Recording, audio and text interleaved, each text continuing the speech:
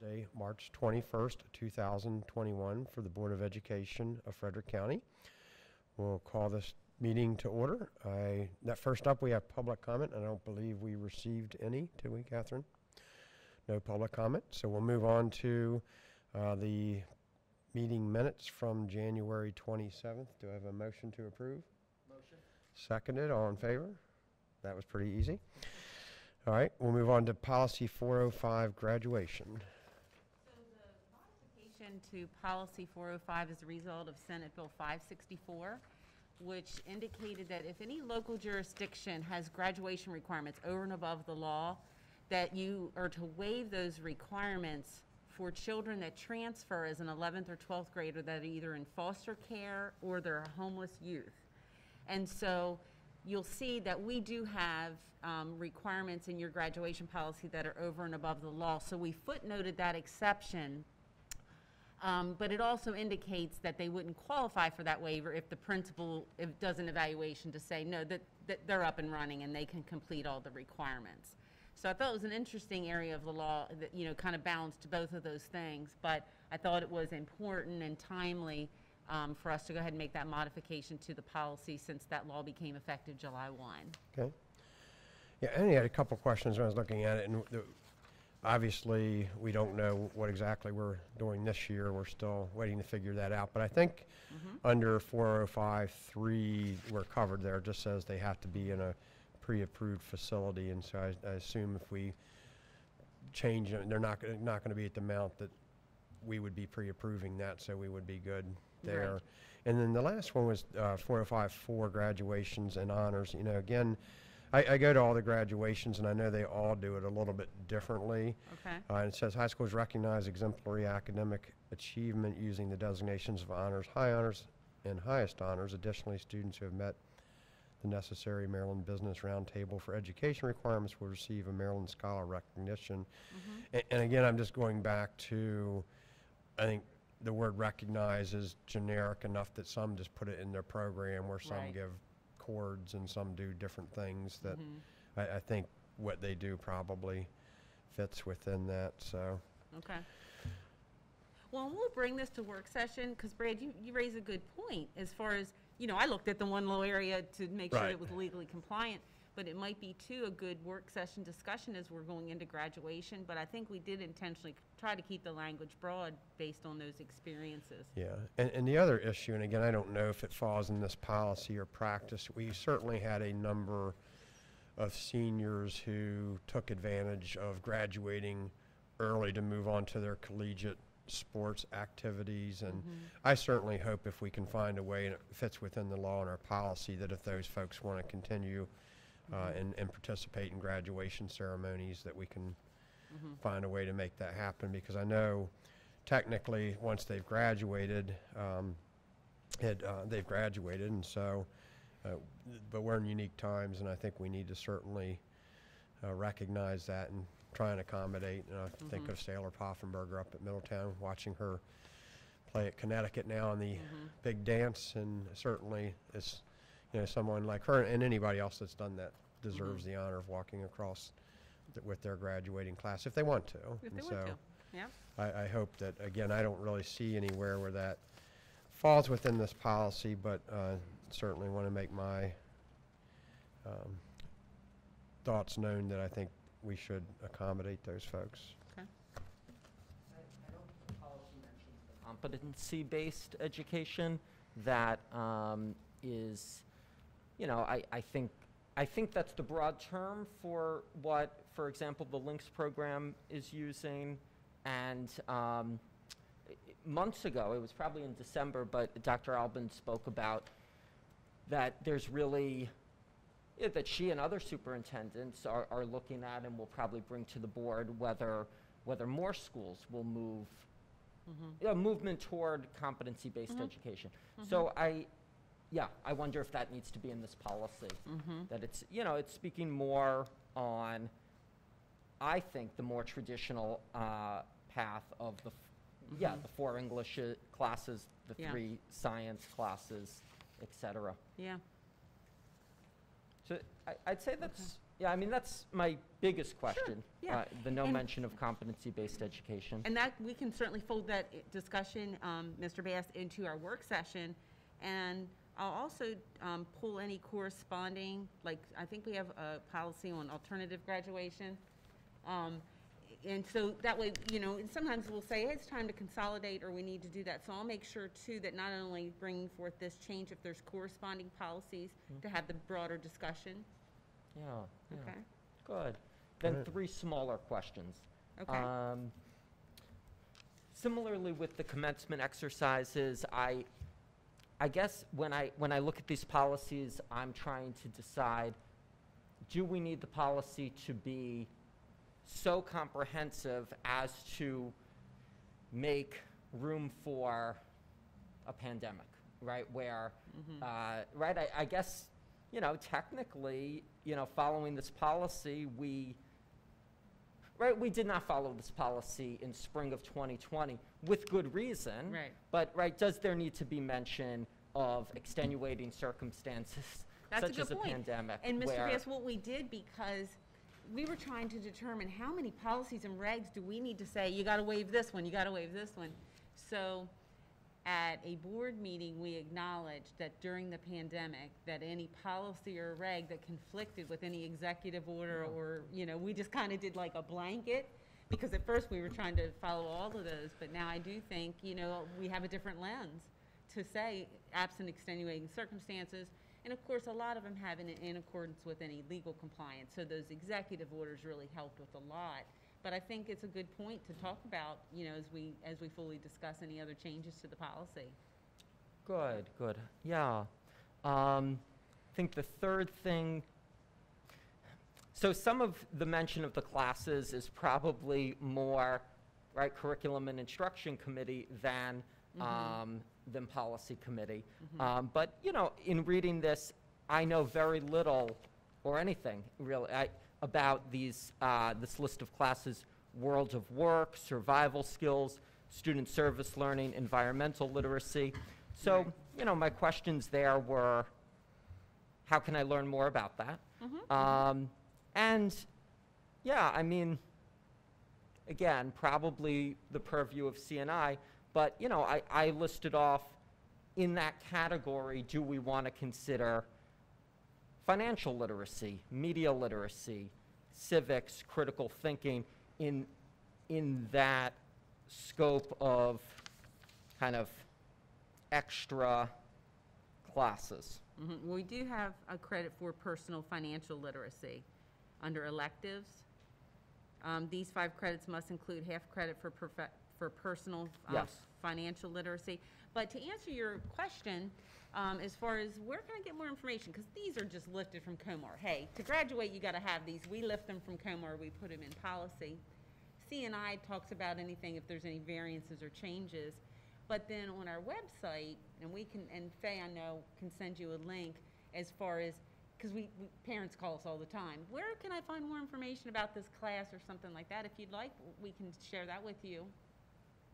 And send that to you, because it sounds like that's just personally something that you would like to have some additional information. Yeah, yeah. But you raise an interesting question. So are you saying that world of work, survival skills, student service learning, environmental literacy, are you saying that is from COMAR and present in every county, or are those classes specific to Frederick County? No, I'm pretty sure, like I said, it's been a while since I looked at the legal reference, but I'm pretty sure graduation requirements, yeah, because it says state requirements. So if you see under number A, it'll say state requirements. That typically means that's what MSDE is saying, this is what it has to be called, and this is what it is. And then B, of course, then are hours. Yeah. So in state requirements under COMAR, it'll list those names as for, and the credit. And even the little asterisks. Yeah. No, and right, And I think that COMAR reference, yeah, is at the end, COMAR 13A0302. So if you look at the bottom box, we always try to include what we're relying on for a legal reference. Yeah, so most of our policies, David, they have the hyperlinks in there, so when people go to them, they can, and it takes them, redirects them back to where the, Yeah, I think that if, it sounds, okay, I mean, it sounds like those are state requirements. Yes. That those are part of COMAR. Yeah, last thing is really the smallest point, but I think that this file got saved maybe by an English teacher. It's listed on the left, at least on my computer, as Ethan Frome. I don't know if anyone else saw that. where's that? Really? When you pull it up, it's kind of funny. When you pull it up, it's listed as Ethan Frome, and so just we can. You have that also on some of our negotiated agreements with the same name. Oops. Really? Right? Interesting.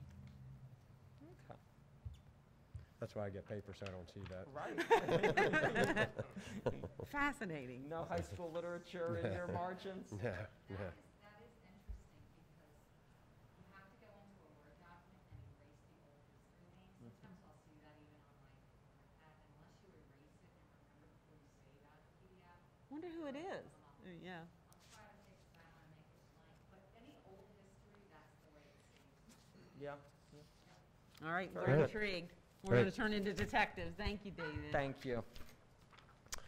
Okay. And I'm hoping we have graduations this year because I need to keep my streak intact of getting to all the graduations. Hopefully we have them somewhere that we can get from one to the other.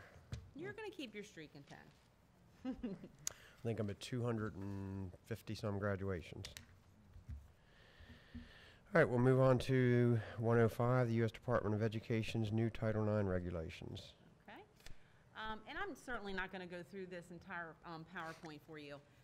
What I want to share with you, though, and Mr. Beninsky and I, before he left from the board, we went to a MAID meeting that said, look, these new Title IX regs are coming down, and they're going to be a heavy lift from a policy perspective, from a training perspective. And so then MAID followed up and did training with us. So I want to just kind of give a highlight about our legal responsibilities, training expectations, but then really as a policy committee, I want to offer a recommendation and get some direction. So that's why I gave you a copy of the PowerPoint, and I wanted to give you some information and then seek direction, because I anticipate the policy review, the new policy under Title IX, will take probably 3 or 4 times together, or it's going to take a large chunk of our time together. So I thought this could be a good way of just streamlining that a little bit. Just to let you know a little bit about what's the big deal about these huge regs. They're over 2,000 pages long. 100,000 comments were received from Department of Ed, and they very much focused on higher ed and how higher ed was dealing with sexual harassment complaints. And a lot of the comments they heard was that it's not a balanced process, that there's a presumption of guilt to the one that's accused. There was testimony relative to if 2 individuals on campus were intoxicated, they assumed that the male was guilty. They had hearings where the male's evidence was not considered, and discipline was issued before a fair process, and that support measures were given to the alleged victim but not the alleged complainant, that there were some rights denied under special ed or ADA laws. And so these regs focus on a different definition of sexual harassment, and so that's that sexual harassment has to be so pervasive under these regs that it has to impact your education. And so that's one very big difference. The other is then once you identify it, then do you have jurisdiction if it happened on campus or on school or on an off-campus activity? And then if it happens, all these measures have to go in place. I have to advise both of their rights under the law. I have to, if I'm the investigator, I have to check in with both to give you a glimpse of the evidence I'm putting together. And then, if I'm the investigator, I can't also be the decision maker, because what they were hearing in testimony is this is an unbiased, prejudicial process.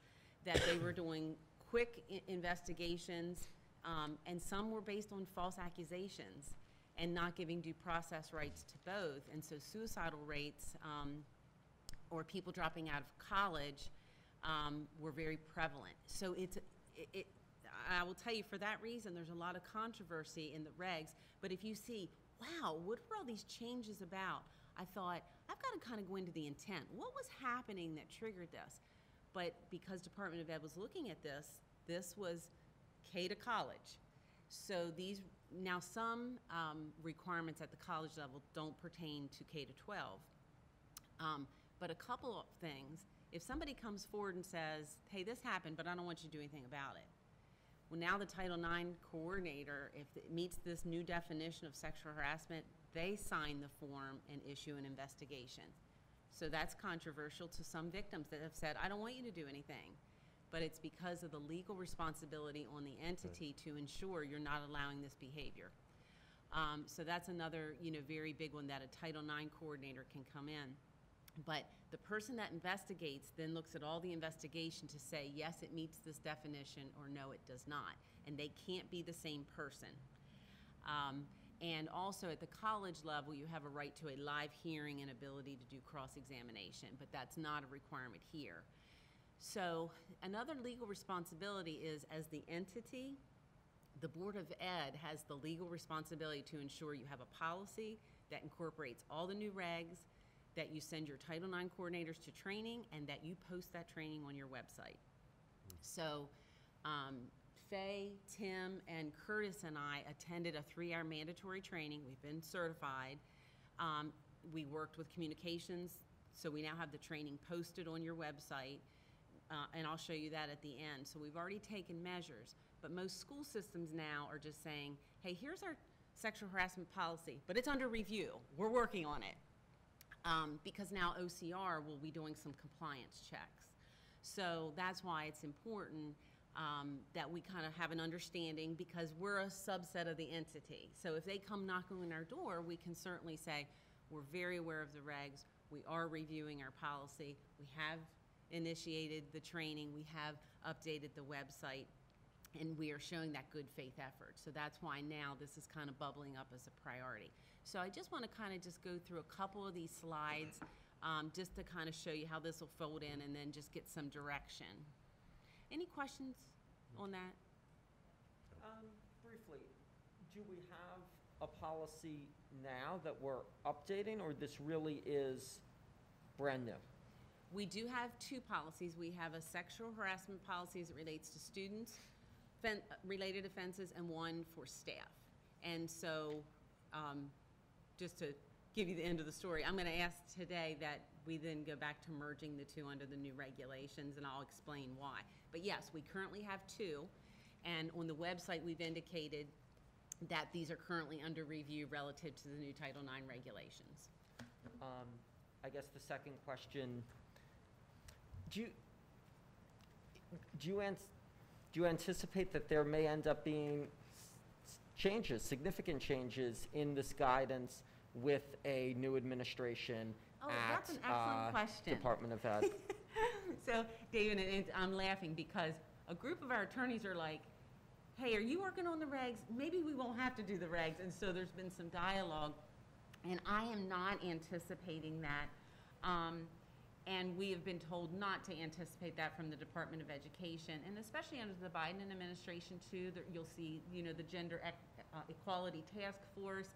And what the Department of Education Secretary said is, I kind of told you a little bit about the rights relative to the respondent, but what they were also seeing is victims were not being taken seriously, and that colleges would underreport rape-related offenses, and that it was taking too long to prosecute, and that there was some testimony that a victim was asked to go away quietly, especially if the respondent's parents were a donor to that college.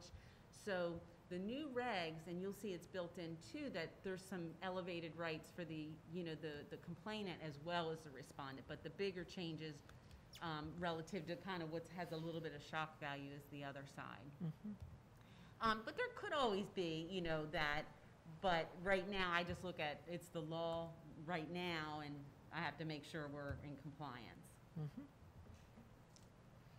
Okay, so as I talked about, this has to do with sexual harassment. So a lot of people, when they hear Title IX, they think athletics. So the new regs have nothing to do with equity in athletics. It is about a new and different definition of sexual harassment, what you have to do because of it. One thing, that this was always in the definition, but now you have to specifically state it, that it does mean sexual violence. That could be stalking, domestic violence, dating violence, those type of things. So that's now, you know, a broader definition. And I talked to you a little bit about the requirement to investigate, even if the victim doesn't want you to pursue it, and that you have to offer supportive measures to both the complainant and the alleged perpetrator. And then emergency removal procedures, and this was, they were seeing at college, if an alleged respondent was, you know, kicked out of the dorm or you can't be on campus, it had some financial implications. But two, sometimes we will have removal of students, you know, pending an investigation. We'll change their schedules or something along those lines. But there's some requirements relative to that. I mentioned the checkpoints during the investigation because what they were finding is that a respondent might say, well, talk to this person and this person, and I have evidence. Did you consider this? And it was not being considered in all cases. So that's why now that's a measure in that process. And then a coordination of rights for students under IDEA. There was testimony from two students that were autistic that they believed that an accommodation or a mitigation was not considered relative to the offense. And then there now has to be 3 individuals involved: the investigator who investigates, the decision maker who looks at it to say it meets the definition, and then somebody that says, but you have a right to appeal this. So you'll see that we now need to embed that into the policy, and then the mandatory training, and then the appeal process. So I talked a little bit about that. And then, so what's our jurisdiction? So the jurisdiction, as far as when it meets this definition and then you have to handle the complaint, do we have substantial control over the respondent and the context? So did it happen in an educational program or activity? And that could be off campus or a school-based activity. The trickier ones is if it happens online. And that's where you have to have a case-by-case analysis on did it relate back to the school. And so we'll have to spend a little time in the policy talking a little bit about that definition and incorporate that as well. And then this is where the formal complaint. So I want to file a formal complaint. Is it easy for me to figure out on FCPS website, who do I file a complaint with? What's the definition of sexual harassment? Once I file a complaint, what can I expect? And that's why we've worked to update, you know, the website, and I'll show you that at the end. And then, of course, we talked about the equitable treatment. And then, like I said, the emergency removal of a student, it has to be based on a safety and risk analysis if there is an immediate threat. And you have to give that respondent notice and an opportunity to challenge it. Whoa, wait a minute, you're taking away my educational rights. You're saying I have to maybe be a virtual student right now. I want to appeal this because this is a false accusation.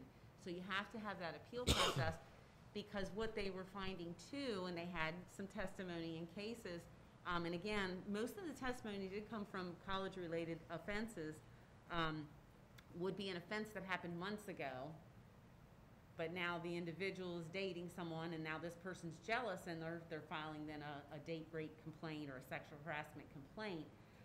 And so as far as, you know, the rights of that other individual, some of these changes were based on some testimony that was provided. And again, to receive 100,000 comments or responses, very significant. And I guess, you know, because I don't read a lot of higher ed related cases, but again, this has now trickled down to apply to us.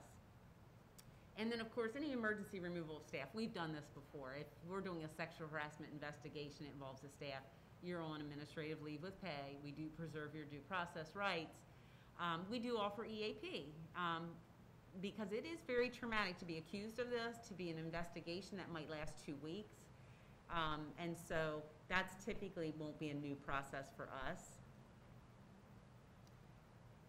And then this very much delineates, okay, the Title IX coordinator has to facilitate the investigation, make sure that the checkpoints are happening, the supportive measures are happening, that if it's a student that's a special ed student, that IDEA is followed. So it is a heavy lift for a Title IX coordinator to ensure compliance. Okay, a couple other things. So now this will get, and this, I will tell you, most policies in this area are about 20 to 25 pages long.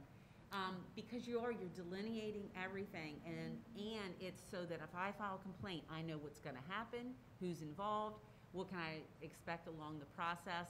And the law says to ensure compliance, we have to know that you know the regs. And so you'll see, and I won't get into this, but there's a lot, within 7 days you have to do this. Then within 14 days you gotta check in. And then you have so many days to then make a conclusion and identify appeal rights.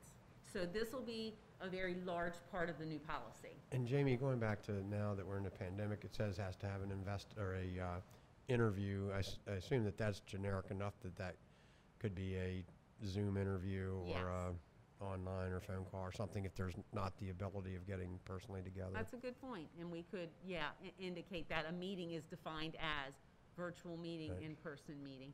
And right now, when we're doing disciplinary hearings, we give the person the choice. Yeah. But there were times when we didn't have the choice. Right, When there was, no travel. right. So we need So to make it's sure. kind of like what David said, now Yeah. we're lensing policies from, well, this could be different, or this could Yeah. happen. So, yeah, I think that's a good point. And then you'll see a lot of language that both parties get equal opportunity to present evidence, to present witnesses, to make sure that you heard them, because there was a lot of evidence that that investigative process was biased and unfair to both parties. And I know it doesn't say that there, but it says provides parties written notice. I assume probably somewhere either in a procedure, I assume that most of those are sent by certified mail or some type of, I have to look at the definition in the reg. As Because far as if how in- do they define written notice? That's a good point. because in cases like this, if somebody's moved around and then we gave them the written notice, but it went to a old address or, Yeah, let's look up that, thank you. Faye, did you get that note? Thank you, okay. And then, like I said, that decision maker then looks at everything and says, by a preponderance of the evidence, I think the investigation shows that this sexual harassment was severe and pervasive, that it impacted someone's employment or their education. So that's the definition. So you might say, well, Jamie, what about the dirty joke someone tells? I didn't laugh, I'm offended. It didn't impact my education or my job. Do they not get investigated? No, they do, but they don't get this whole bundle of rights. So that Title IX investigator says, it didn't meet this higher standard of the definition, but we're still investigating it. It still then followed our typical procedure that we use now. And we'll have to delineate that in our policy as well, because I don't want it to imply that those things are still acceptable in the workplace or the school. They're not. But when they fall into this higher definition is when you have all these requirements. And then this again will be a significant and important part in the policy as far as what is their appeal process. And then this is just kind of, I was going to give this to the handout. This was just attorneys coming together with the flow chart. Okay, what do I have to do? But this is really something for a Title IX coordinator to have a flow. However, we did include this on the website because somebody's going to say, I'm not going to read a 20-page document, but I'll go through the flow chart. So this would be an addendum, or it is on our website. can you jump back to the last slide? Sure. This one? So it says within 10 calendar days. I know a lot of times a lot of documents are business days versus calendar days. Is that what's required by law, calendar days? This or is could- what's required by Okay. law. Now, if a calendar day falls on a weekend, you go to the next business day. Right, what I was saying is when it fell, you could have 4 weekend days and maybe a holiday in there, and you're limited now down to 5 Yeah. business days that you would have to respond. Yeah, and calendar days is tricky. I Yeah. mean, they're not messing around, and I think that was a result of testimony that they heard that these things drug on and took too long, and how it impacted people's mental health. Right. Okay, so you now have an understanding about why we have to change the policy. I'm going to show you our website update and the training that now, we'll execute. The two attorneys that did training with us, I have consulted with them. And what I've said to them is I'd like to retain them to review our policy changes along the way.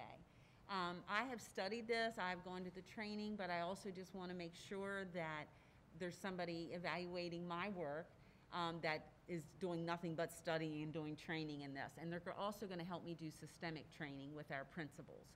And so they are the two attorneys that did the training. And so as I'm envisioning drafting the policy, having them take a look at it, bringing it to policy committee for, reading and discussion before we would take it to the work session. And my recommendation, as it was theirs in the training, is to merge the two. Right.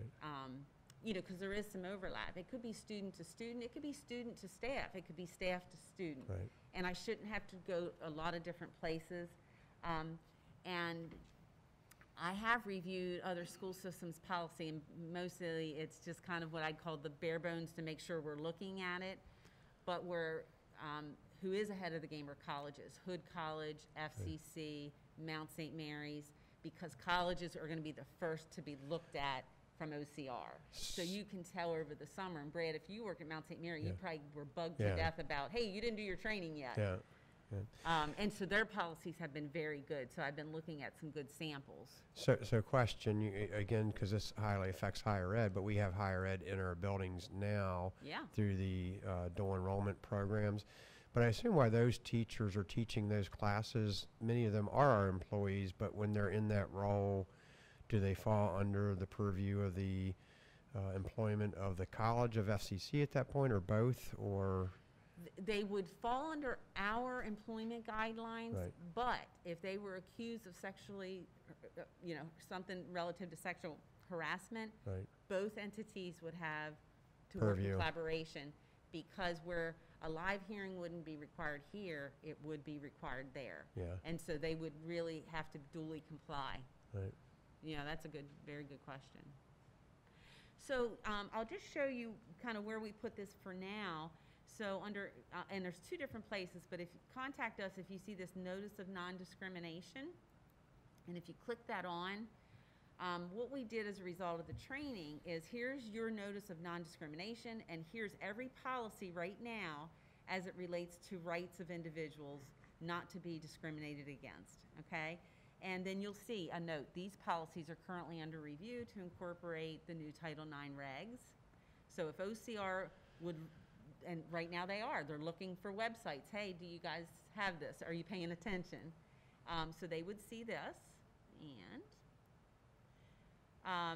so who do I contact? Who are the Title IX people? Well, the Director of HR or the EEOC Compliance Officer. And then I want to show you something down here. Now, Title IX complaints about athletics, I put that in there as well because a lot of people are searching on that. It's not a sexual harassment related. But if you look here, Title IX training, the document linked below represents training on the U.S. Department of Ed's new regs, and it was received by designated staff that have Title IX coordinator, investigated, or decision-making responsibilities as outlined under the regs. And if you click that on, you'll see that what I did was a subset, but this was a comprehensive 3-hour training. But by law, you have to post, because you're proving, hey, if people are in this role, they're aware of the regs, because I can't ensure your rights under the regs if I don't show that I was trained in the regs. So that's something we now have on the website. And it's also under your non-discrimination clause at the very end now and I'll just show you where that is real quick. So if you go to the end of your website, see this non-discrimination, because that's where a lot of people think to look at it. And, we could, look at, there are other places, more prevalent, and we'll kind of look where other people are doing it. But right now, those are the two places that hopefully would have ease to find. So thank you for giving me a little extra time. I think it helps us as a policy committee that you can say, yeah, I've been informed of the Title IX regs, and it's our priority as the policy committee that we're going to be working the next 2 months on updating our policy and then executing the training with other individuals that are involved. So back to my comment, I don't know whether we need to put something on our website or embed it into that policy distinguishing dual enrollment classes that are in our building that, No, Yeah. I think that we Yeah. definitely need to indicate and that. maybe having a link there so that they can link to the FCC, or if that was the issue, so that they know that that's not always solely under our purview. Yeah, because if an employee with us is working too, Right, with the college or for college students, right, that's an excellent point. The standards would be higher. yeah. Thank you, Brad. And I only anticipate that relationship growing further, so we might as well get it in there. Well, and two, what we could do is put it under the definition of employee. Employee means an FCPS employee or employee working in a dual situation with higher ed. Right. Okay. Any questions? Yeah, yeah. So I know from the budget process, right, that we're hiring a Title IX coordinator. Well, we hope to, if that survives the budget, right. Mm-hmm. Well, so, yeah, I mean, I guess a few questions along those lines. When you look at these regulations, do you feel that a Title IX coordinator is required, or that it will help with going through Title IX complaints?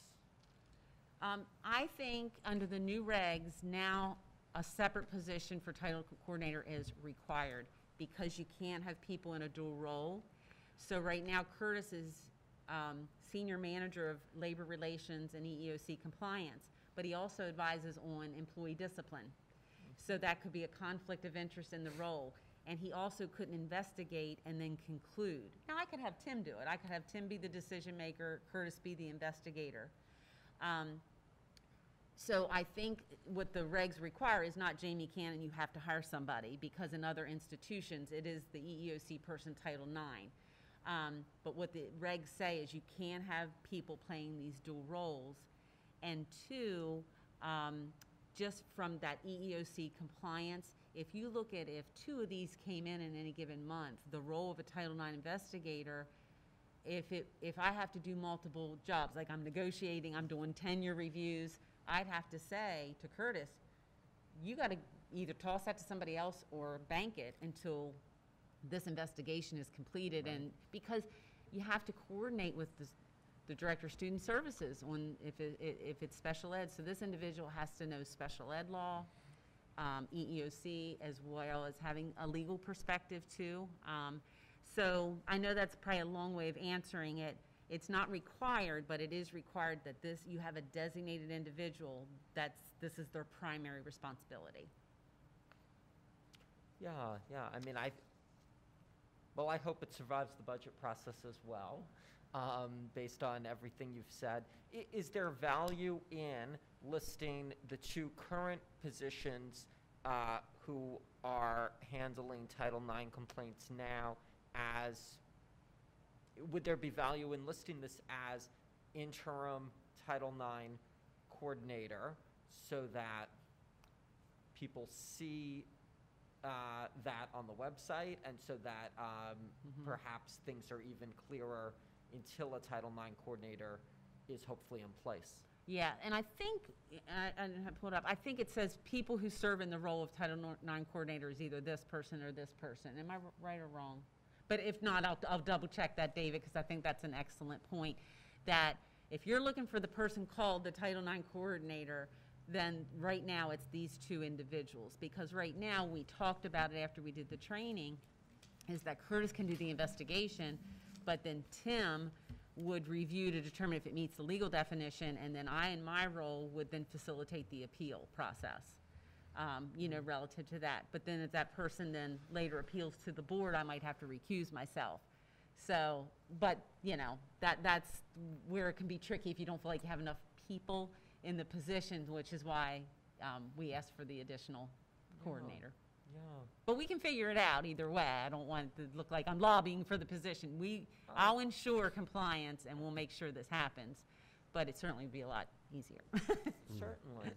I also had a question on slide 6, Okay. right, is speaking about the Gebser-Davis framework for a hostile school environment. Yes. Or of a hostile school environment.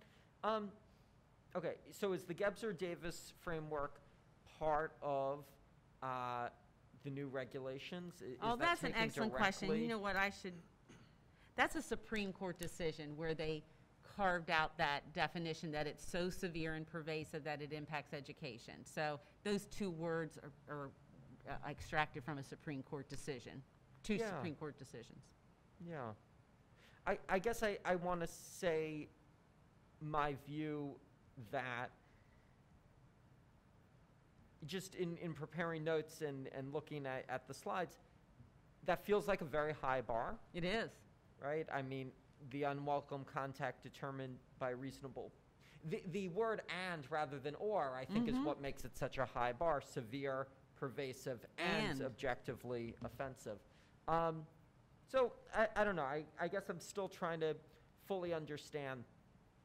Is that high bar, this Gebser-Davis framework, required by the regulations to be that high, or could we say that no, could we change it to "or" if we wanted a wider definition of sexual harassment?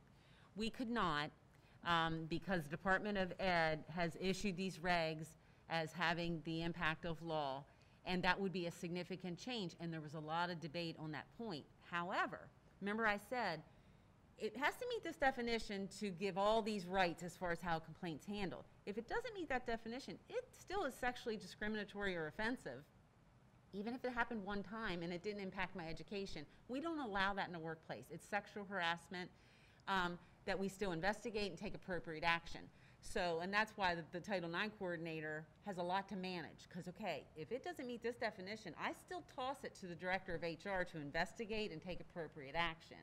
But as far as this definition, and it's interesting, David, because I looked at what was the testimony that really was, focused on that.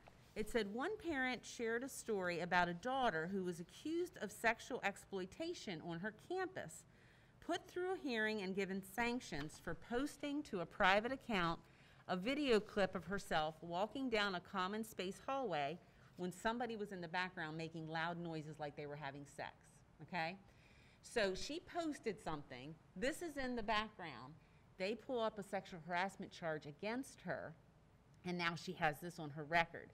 So they had testimony like what they'd call nonsensical cases where people use the definition too fast and loose. And because I thought, what kind of folded into that? I want to read some of the testimony that the Department of Ed, was grabbing a hold of relative to that. And they had story after story. And so that's when they said, well, those things happen, and they could be offensive to some, and they need to be investigated, but they don't get the high bar of all these protections. So that's a little bit of background. Okay. Yeah. The last. Yeah.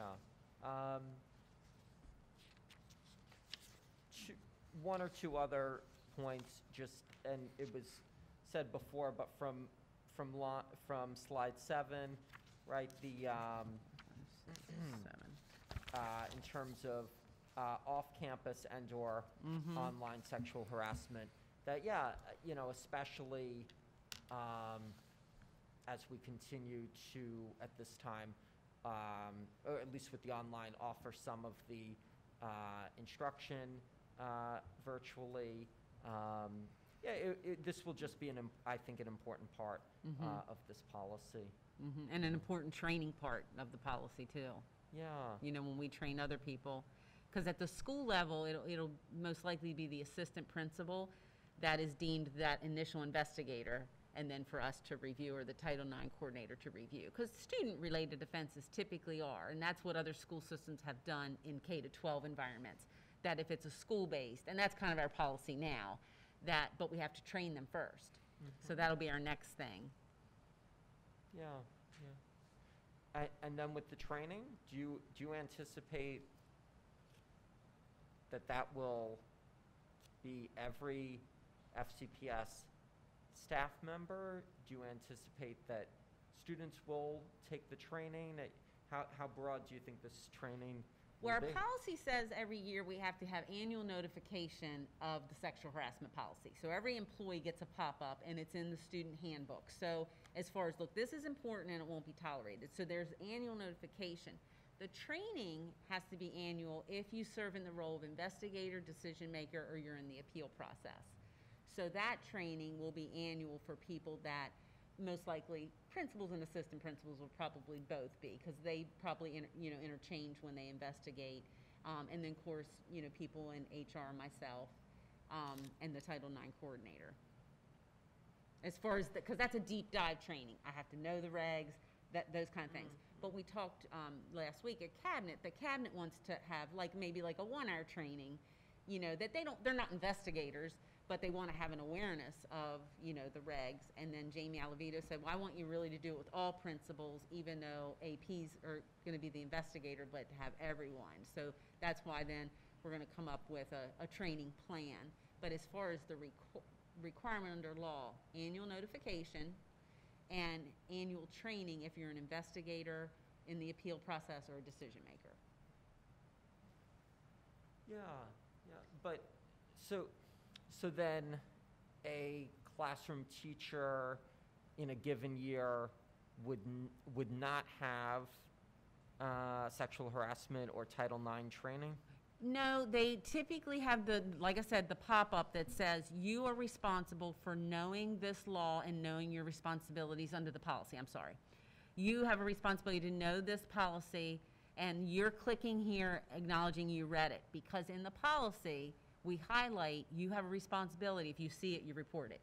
You don't have to investigate, you don't have to discipline, but if you see it, you have to report it. And you're subject to discipline if you don't. So this has kind of been an annual, as far as that notification piece.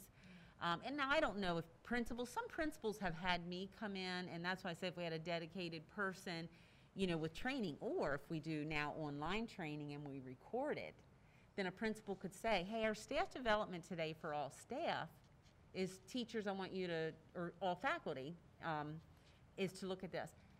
Bob Wilkinson has done annual training with custodians, because I and Curtis and Tim have done training relative to that. But I see this now as creating some really good possibilities to expand that in an easy way, especially if we do some online, like a Google Meet webinar.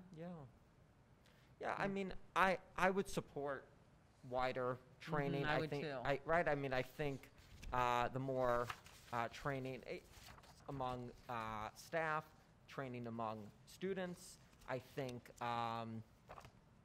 educates toward what is acceptable and what is not under the law. I think in some ways I'm drawing that from in some way, the higher ed perspective that, yeah, I mean, annually in higher ed, we've gone through training, and I think that's And important. is yours online that you then confirm you took the training, Yes. David? Okay. Yes. Yeah, I agree. Yeah. I agree. Well, thank you for those great questions. Anything else? Don't have anything else? So with your, if you and David are comfortable, then kind of directing me to now work on a policy, and are you comfortable with the recommendation to merge the two and bring you one I'm fine to with start that. looking at? I think Yeah. that's a good idea. Okay. I think it's always easier to have it in one if it can be done, so people don't go looking, they might get into the wrong policy and they belong over here, so Yeah. I think putting it together makes a lot of sense. Well, in all transparency, I will tell you that 2 years ago, the policy committee said, we don't like that it's all in one, and they had me divide it, students and teachers. So I want to tell you that. Okay. But we didn't have the new regs. Yeah. Yeah. And neither of us were. And they're not, committee they're last not here year. anymore, so. That's right. We roll now, right? Well, and I think a real big advantage is if I go on the website, that's where students and teachers go, or an employee. Hey, on the website, how do I file a complaint? And now we've listed every reg. Here's the form you fill out. That's really, I think, the paramount responsibility. It should be easy to find and easy to file. Sure. Anything else to add today, Jamie? I don't have anything, Brad. All right, then we will be, oh, sorry. I have a general question, and then you can let me know if you want to give more guidance on this at a later date. But is there any, do you feel, or in practice, has there been any minimum amount of time between board passing a policy and then it coming back to the policy committee for review? Oh, you can answer that. I know the board in the past, and we have a lot of policies, there are certain ones, like this one says you have to look at it annually, so we have to do that. Other policies, we were trying to get on a timeline so that we were reviewing them, was it within every 3 years, we were trying to do. Now, that being said, if something comes up like a change in law, a certain circumstance, like as for instance what happened at TJ with the flag, that says, hey, you got to go back and look at it now, don't wait for the time period, we'd bring them back faster. So many times it's dictated by a change in either federal law or state law that's now we got to go back and see which policies does that affect. Or something happens and we're like, okay, that policy needs to be looked at. But other than that, policies, unless they're required to be done annually, are slated to be reviewed within a 3-year period. Yeah. And don't please ask to do them all every year, or you'll have Oh some my long goodness, meetings. No. I mean, I'll try to be a little more specific. Yeah. That there's a policy that we're looking at that I think could have value in adopting, so that we have policy in place on this and can get trainings and such started, but that there may be modifications that we may want to look at quickly, even in a month or two. Is there anything and that's- preventing us from No. passing No, a no, policy no. in 1 month No. and a month or two later looking at it again in policy committee? And we've done that. As it says, we passed this today. They may pass something in the legislature in Maryland next month that requires us to go back and look at something, or federal law or whatever. So yeah, there's nothing that prevents us. If we want to look at it every week, we could. Well, so and it's just- policy committee members have said, I'd like to bring this for discussion. I have a lot of questions on this. Jamie, can you invite staff? And so policy committee members have brought something forward, either for Q&A, for more information, or because they think it should be considered for modification. And it could be Yeah. something we saw 2 months ago. Yeah. I mean, I guess They're meant to be a minimum, not a maximum. So we just wanted to put something in place that we have a regular schedule, that we review them. But if something comes up, or if we see it's not working, or something suggested, there's nothing that prevents us from doing it anytime we want. Okay. Now, and That's David, helpful. sometimes, a board member has said, I want to look at that policy, and I may say, we can look at it, but I can tell you word for word, it's extrapolated right out of Comar, so we'd have limited discretion to change it. So sometimes, I'll be very candid. Some, it says, like our drug, alcohol, tobacco policy, there's certain language that's very prescriptive that you have to have in there. Our drug, But then there's some. alcohol, vaping, and tobacco policy. That's right, that's right. Yes. The Brad Amendment. And so, but then some board members would say, I want to know how this is being implemented, or how it's being interpreted, or how it impacts schools. That's part of policy discussion as well. Yeah. Okay. Very good. Thank you.